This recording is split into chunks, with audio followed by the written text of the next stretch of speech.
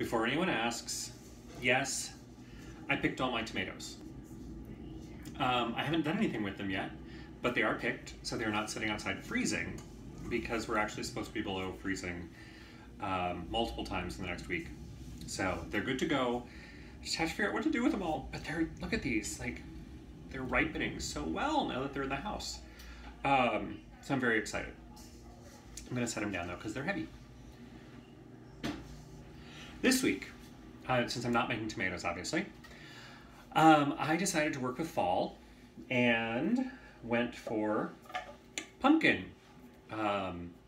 So this is actually, Christopher has to take some cookies to work for something. And I said, what do you want to take? And he said, well, not chocolate chip, because a lot of people would probably be making chocolate chip. And so it's like, well, what else to make? So I decided to go for pumpkin.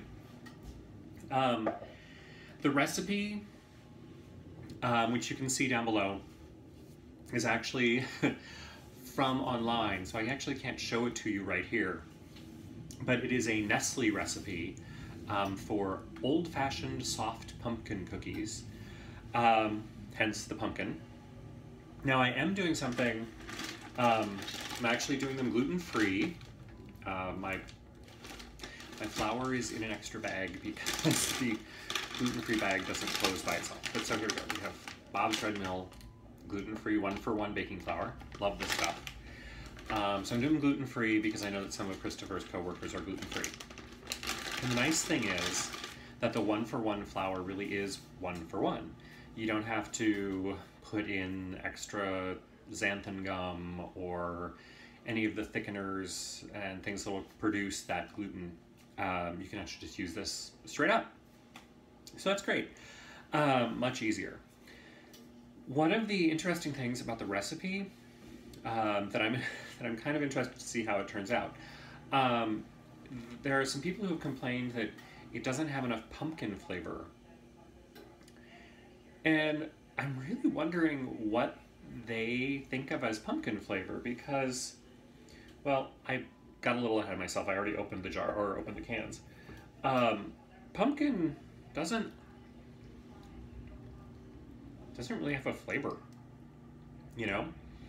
It's tastes a little bit like unflavored sweet potatoes. Tastes like squash, tastes like pumpkin. So I'm really wondering what people were thinking. It's supposed to taste more like pumpkin, because I'm wondering if they're expecting it to be more cinnamony, nutmeggy, cloves, all those things that you use in pumpkin pie. I'm wondering if that's what they're thinking of. So anyway, we'll find out in a little bit how it turns out and whether it does taste pumpkin-y. And, oh, one thing that I really wish I'd paid attention to before this, I asked a little while ago about something to use to measure sticky ingredients, and I had a suggestion for a measuring cup where you can actually, it's kind of a plunger and you can push the thing up. And I really should have gotten one of these before I did the pumpkin, because this is going to be a mess getting it in and out of my measuring cup. But anyway, we'll see how messy it gets, and we'll see how the cookies turned out and whether they're pumpkin-y enough at the bottom of the page.